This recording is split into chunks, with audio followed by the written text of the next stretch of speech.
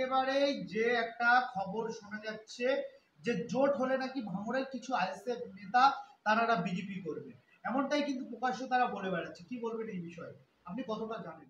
CPM ISF Congress যদি জোট হয় কিছু ছেলে বিজেপি করবে বলেছিল, এটা সম্পূর্ণ ভিত্তিহীন কথা।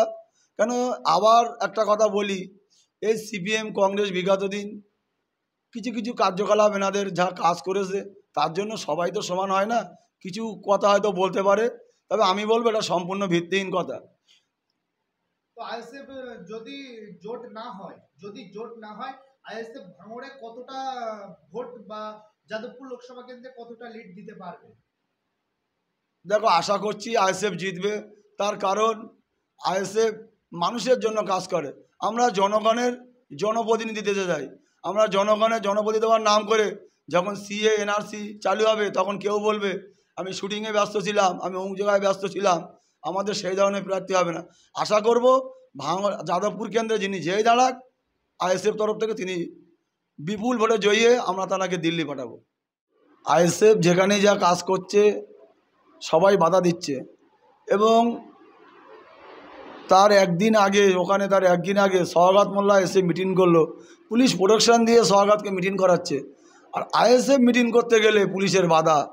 এটা বাংলার যিনি পুলিশ মন্ত্রী তিনি সম্পূর্ণ পুলিশকে দিয়ে ক্ষমতার অপব্যবহার করছে।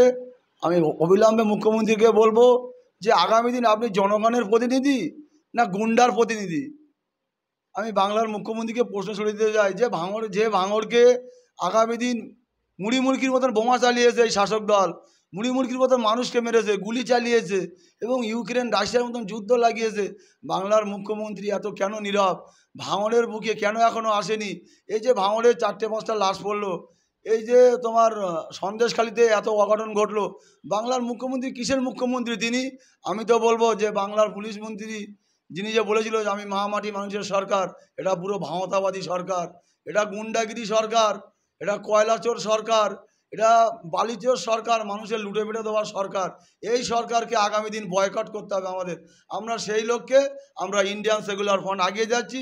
আমরা মানুষের জন্য রাজনীতি করছি, আমরা মানুষের শান্তি ফেরানোর জন্য রাজনীতি করছি, আমরা মানুষের অধিকারের নিয়ে জন্য রাজনীতি করছি, আমরা মানুষকে লুটে পিটে খাওয়ার রাজনীতি করি না।